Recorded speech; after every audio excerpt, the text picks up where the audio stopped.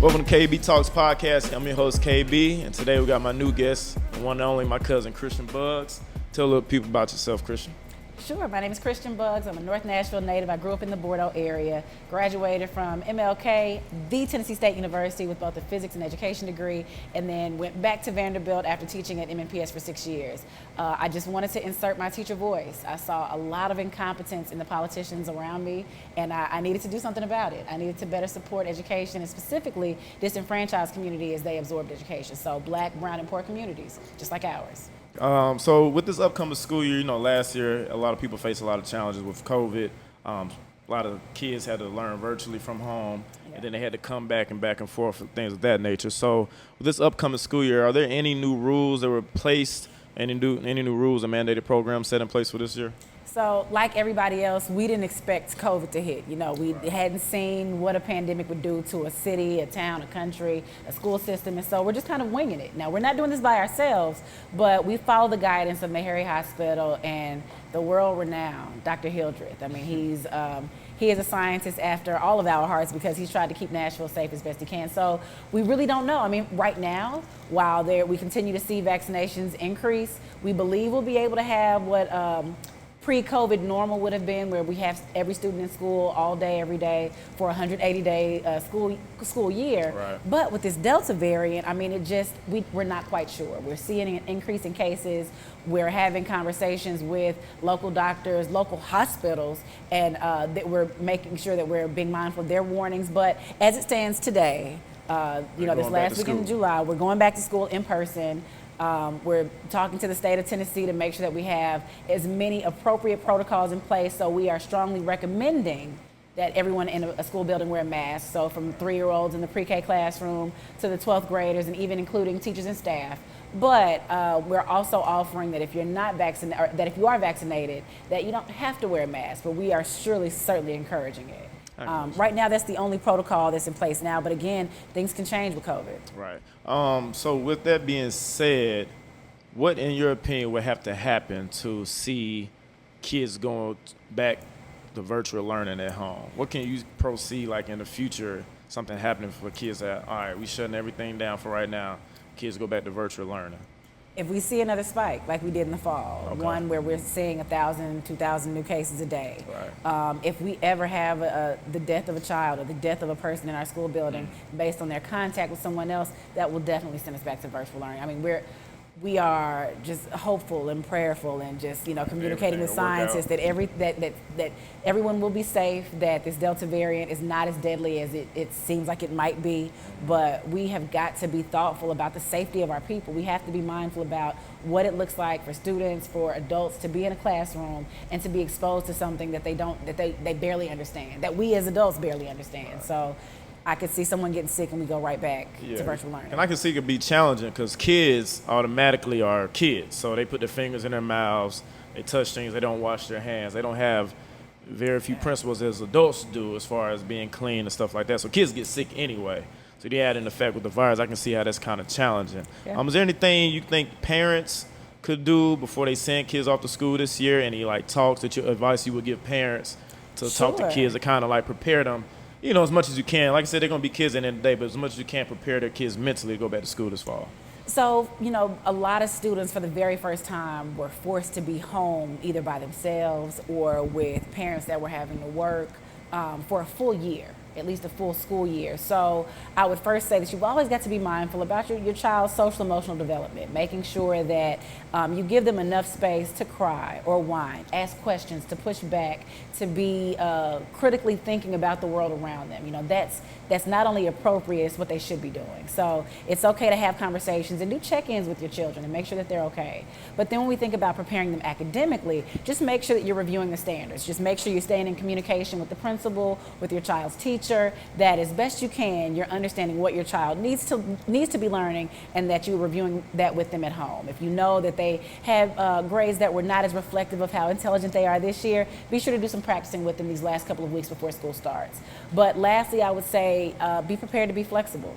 That this is a time period that we were not expecting, that our navigation of it is ever changing, and so we've got to be flexible. It's time to lean on your support systems. That's okay, parents. I know what it's like. I have a 3-year-old that's going into pre-K next year, and I know what it's like to feel like you want to do everything, but sometimes you need to lean on the people in your community to make sure your child is okay. And I think that's very important, everybody working together between kids, parents, and teachers. Going back to the vaccinations, now I'm not pretty sure to what age group they've stopped. I believe they're allowing 12-year-olds, but I don't think they've went any lower than 10 as far as kids being vaccinated. Do you see between now, and I believe school starts in 2 to 3 weeks, do you see them being able to allow that before school start? To be honest, I'm not sure, but I doubt it. I mean, we're talking about just a couple of weeks from now, we'll have 81,000 students back in Metro Nashville Public Schools, and if we see the kinds of spikes we're expecting, we're looking at more like 84,000 students across 159 schools, with 11,000 employees, and so I don't think we're going to see a vaccination increase or a vaccination allowed for students under 12 years old. So I'm just going to make sure that I'm encouraging my child to wash his hands, to keep his hands to himself, to wear his mask. I mean, I think that I would lump that in as another preparatory step parents can take with their kids, just making sure they're having the conversation to explain why you're doing these things. Why are you washing your hands so much? What is COVID? Don't make your kids fearful, but make sure that they understand that it's okay to wash your hands multiple times a day. It's all right. Involve that in the recipe, like you would teach your kids to use the restroom, do other things. Tie their shoes. Right. This is very important as well. I had a brain fart. I say this, I saw a meme during COVID and it was like, wow, I can't believe we actually used to let people breathe on us. And I think about that all the time. Like we were just out here standing too close to each other in line and breathing on one another and coughing, and people just say ew, but we still got coughed on. Well, it might not be a bad practice to make sure that we're reminding our kids, wash their hands, cover their mouths when they cough, just be mindful of germs. That they're not something we should brush off, because we've gotten to be a society that brushes germs off. That's correct. So with the curriculum this year, has there been any changes as far as the curriculum, how they're learning or anything this year? So I think it's important, especially as a community, we understand that when we say curriculum, it can mean a lot of different things, right? Okay. So lately there's been a lot of talk about what's called critical race theory. If you've never heard of it, it's been this new buzz phrase around the country. Critical race theory is something that's taught to law students. It's taught to explain how the systemic nature of oppression and race relations have been inappropriate and how that impacts policies and laws. That is obviously not something we're teaching kindergarten students. Right. It's not even something we're teaching seniors. But we've had parents and families come out and say that they don't want race relations taught. That's when they explain it to us, they don't want us talking as heavily about diversity and how inclusivity benefits every child. How when we make students think critically and reconcile their feelings about who and what might be good or bad, that we're doing harm to them. I'll give you an example, and it's going to be controversial. But, there's been a lot of talk lately about Bill Cosby in the news, right? I think it's perfectly okay to love a different world, to love the Cosby Show, to have appreciated what Heathcliff Huxtable brought to black families, but still despise what he himself admitted to doing as a man, right? And so I think it's important that we teach children to reconcile those feelings, that it's okay to know that historically there were race relations where white Americans did something that was inappropriate and harmful to black people. And it's okay for them to have to reconcile that. So when we talk about curriculum, it's just us talking about how we teach children to be critical thinkers. We're not necessarily changing anything, but we are looking to push a bit more than we had in the past. We're looking to actually be more factual in the way we teach history. We're looking to include demographics and diversity measures when we talk about who did what and how, just to motivate students and to remind them that they've all had greatness in their history. So beyond that, we're always going to be updating textbooks, new technology, the new use of technology, new information. I mean, when I was in high school, Pluto was a planet. It's not a planet anymore. So you gotta update those kind of things have to happen. But if I'm not misunderstanding your question, the buzz phrase has been critical race theory, and that being included in our curriculum lately. And that's just some of our more privileged community members feeling like it's an attack on them to talk about race relations. So with that being said, do you feel like that's a conversation some people don't want to have for their kids? 'Cause I think when I think about that, I think of certain parents don't want their kids coming home asking them questions they don't fully know the answer to. So as much as they can kind of put it off as it doesn't exist, or you'll find out later on in life while you're grown up, or you're just hear, verbatimly through somebody else, they don't want to hear it from their kids, and it's uncomfortable. So anything that's uncomfortable, people don't want to voluntarily deal with. So you feel like that's the problem why they kind of want to just shoo that away and just deal with, or we'll just deal with math, regular history, and just keep it going like that the regular way. This is phrase, cognitive dissonance.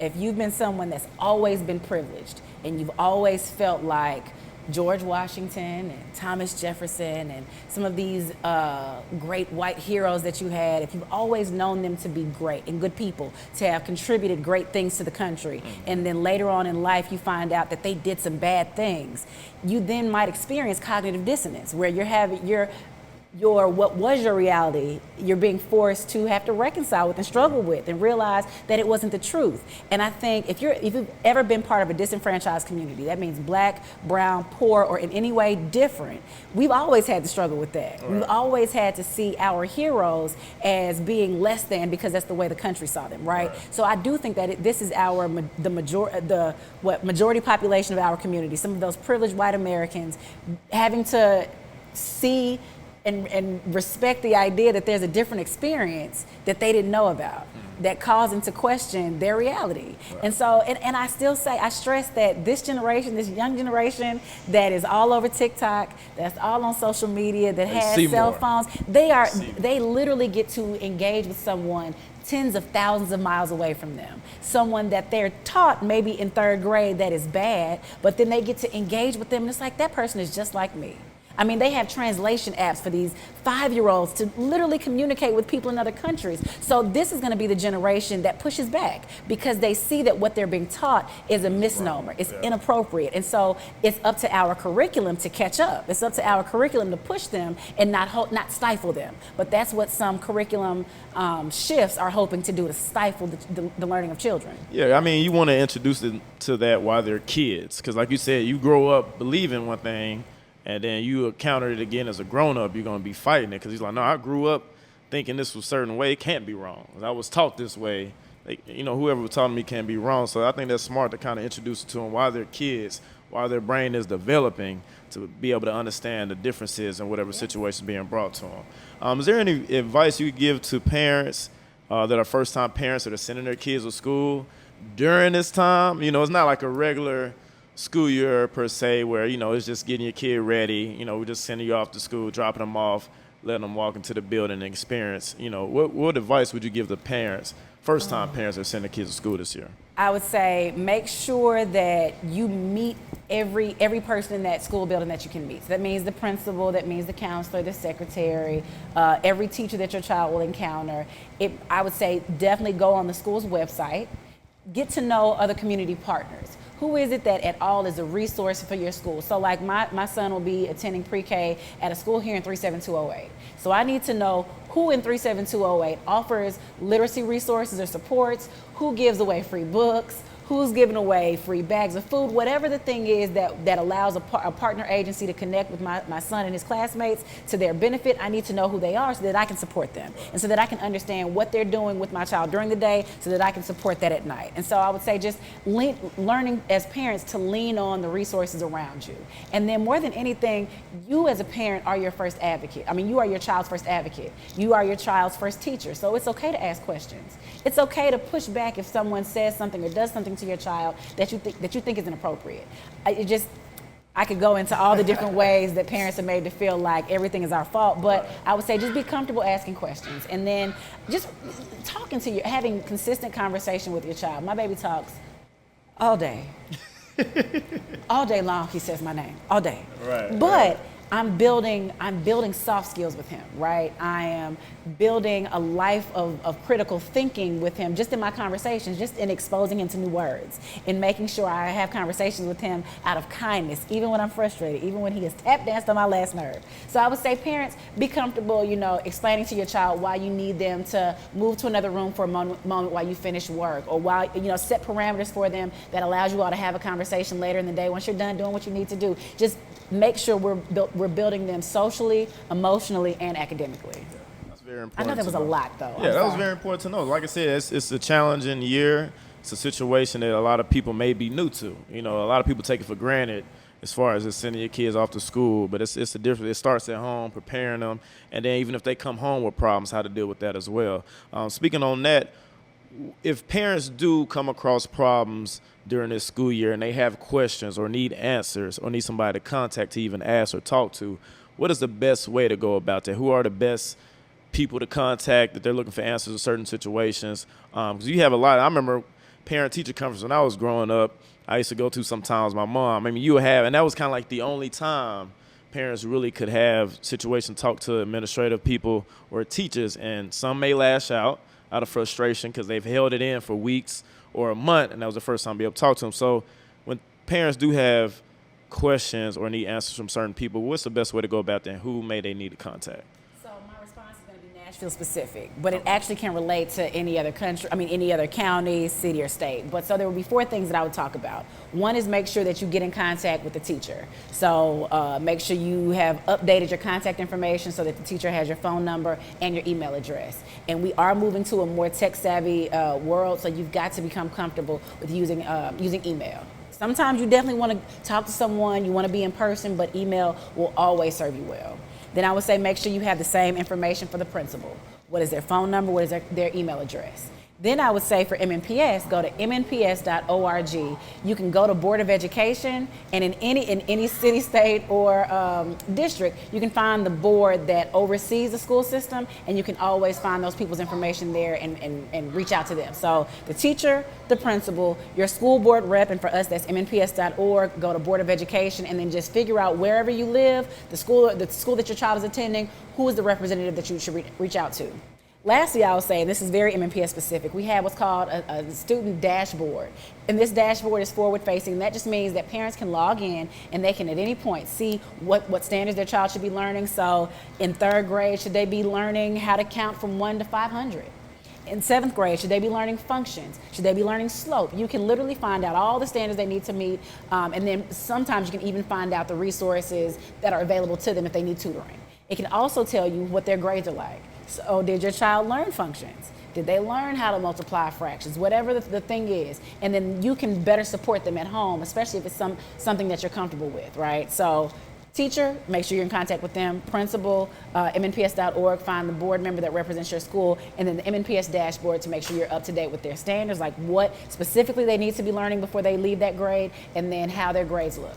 Gotcha. All right. Well, that's good to know. Like I said, it's good to know that you can contact people if you have any questions or need answers from certain people. And like I said, man, I just wanted to give a pre-introduction to the school year, somebody that could help ease your mind going to the school year full of challenges. Like I said, it's going to be a long year. Life is long. So we all got to deal with it together and kind of help each other out. So I appreciate my cousin, Christiane BUGGS, coming by. We will be having her on a couple of times on this podcast dealing with other topics. As much stuff is going on in the world. So we appreciate you coming by. And we'll hope to see you again. All right. Thanks for watching KB Talks podcast. Thank you.